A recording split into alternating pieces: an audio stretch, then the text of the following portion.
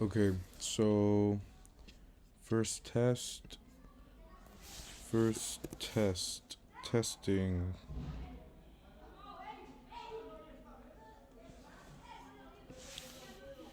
So, testing. Hi. We're gonna go over Divination 101, Esoteric Therapy, in this case, Cartomancy, also known as just cards, in this case, tarot cards. So, what are we talking about today, and what are we talking about right now?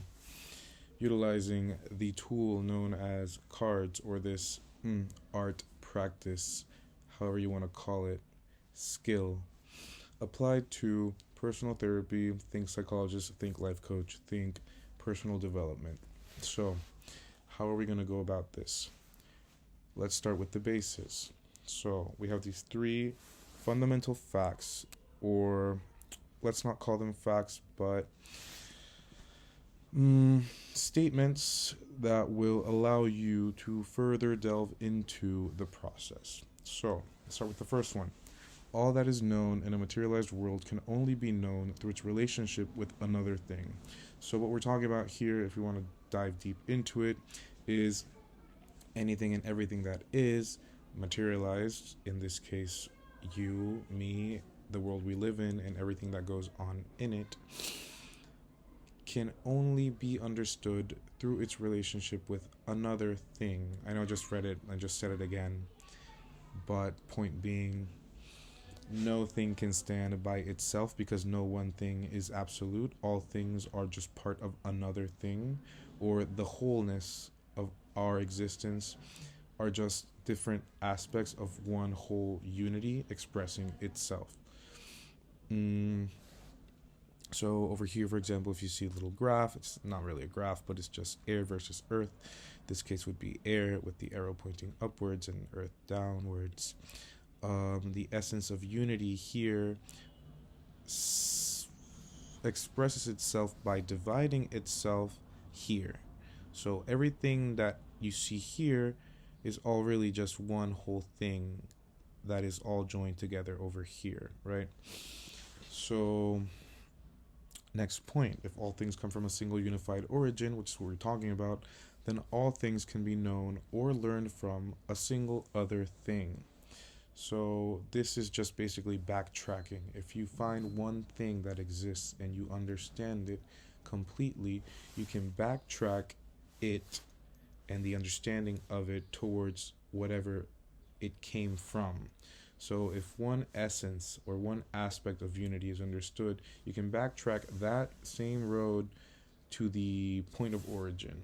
So understand all things through the understanding of one, since that one comes from the whole, right?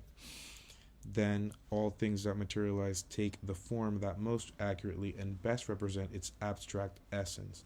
All, when I say all, I mean all things, is a symbol and or archetype of a bigger, all-encompassing aspect or attribute. So what we're saying here is that anything and everything that is takes the form that best represents what it is, right? Any form that something takes is not an accident. It is perfectly designed to be the way that it is because of what it is. Correct. So, taking these three concepts and really assimilating them and understanding them, you can open your mind and your eyes into how the art of reading cards can be applied to personal self development. So, under that, I write accuracy through divination depends completely on the skill level of the interpreter, because then here's the key to actually applying this into your everyday life or into your life as a whole. You can't just kind of like wing it, right? You really got to understand the cards, you really got to understand what's going on, you really got to know how to do it, and the metaphysical mechanics behind it and the actual mechanics behind them to be able to accurately take information from it and apply it to whatever circumstance or situation you find yourself in. That being said, the key traits for interpretation. Here I write illusion of confidence and illusion of coincidence and bridging the emotional and the mental. So what do I mean by illusion of coincidence? I mean that the understanding that there's no such thing as randomness or coincidence. All phenomena in our lives, and when I mean our, I say in your personal life, is a direct reflection of the inner experience that you are having. Meaning, to see beyond the apparent randomness of events and circumstances to correctly extrapolate the information hidden behind the symbols and the signs. So anything you see is not really, oh, you just happened to see it. No, that thing which you happened to see could be or not key to understanding some other thing about your life or something in your life in general, right? You're constantly being bombarded with stimulus, despite the fact that all of these stimuli are helpful to you under the condition that you are able to correctly interpret what it is that you are being stimulated by and why you're being stimulated by it. So being able to erase the aspect of things are just happening randomly and being able to find the connecting line among them. It doesn't have to be a sequence of events. It can just be like a small little right? A little spark, a little realization because you saw something that flicked a little light in your head that related to some other bigger concept that you were struggling with, etc. and etc. Like there's an infinity amount of examples for me to give on how this happens, but everyone has just like, oh, you see one thing and it reminds you of something completely different, but then it really helps you, this kind of thing. But then being able to do this constantly with everything, right, is like the key here to be able to really elevate the frequency of that experience happening so that you can further understand and open up to all that surrounds you, right?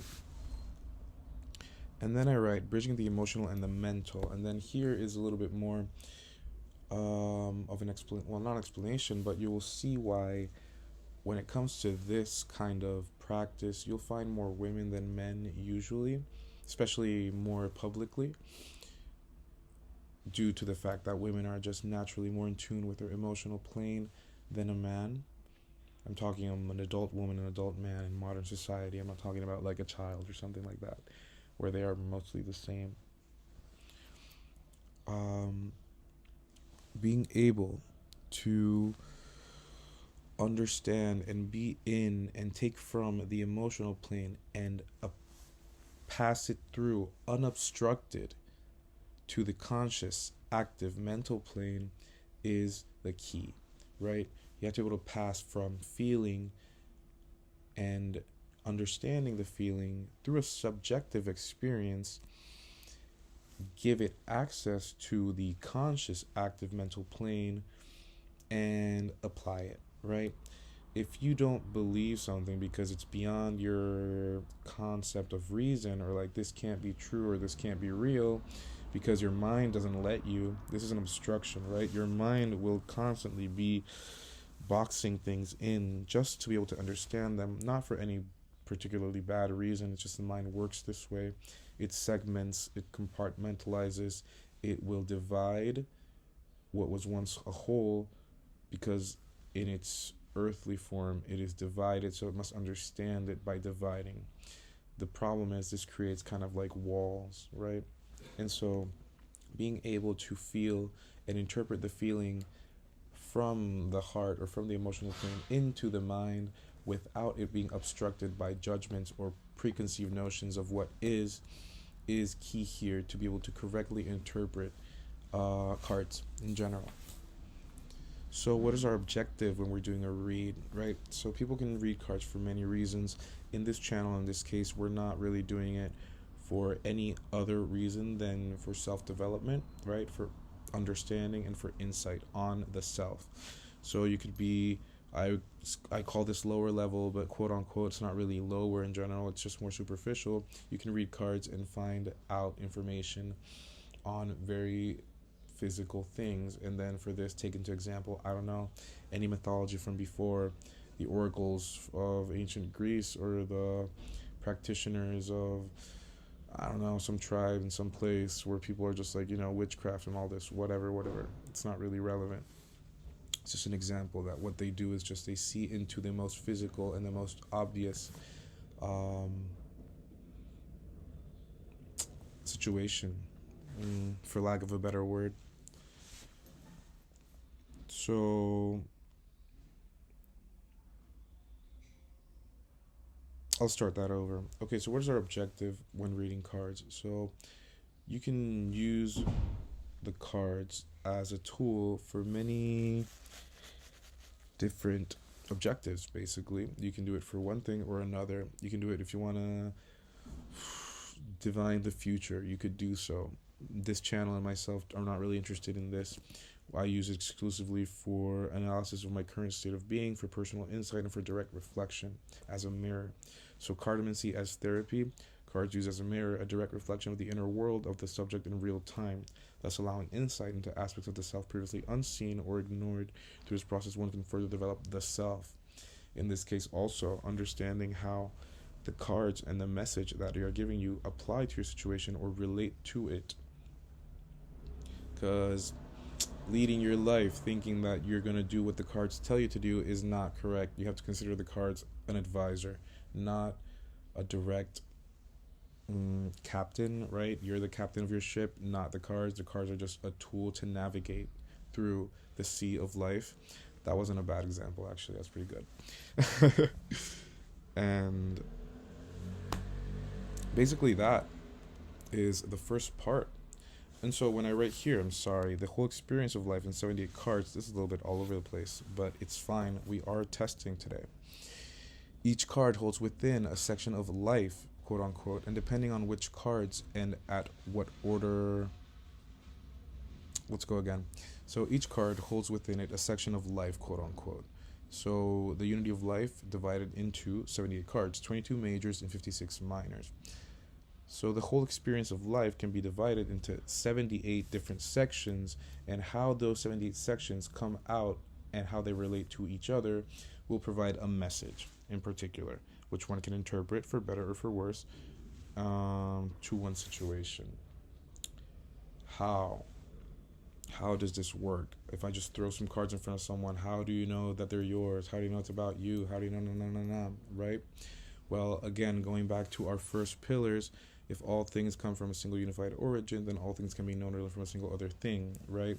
So if I throw out cards in this perceived concept of randomness, they're not really random. They're coming out in the order that the person who's seeing them needs them to come out in, right? And the message that is being provided is a necessary message directly correlated to his direct situation and circumstance. Everything is related, so it's not crazy to think that through 78 different signs and symbols, I can mix and match them in a quote-unquote random order to provide a helpful message to whoever needs it, right? In this case, it would be yourself, or in my case, to myself.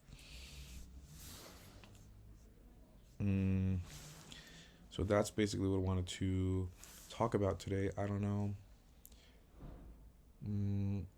Yeah, we'll just stop there and we'll see how it goes. We'll keep it up.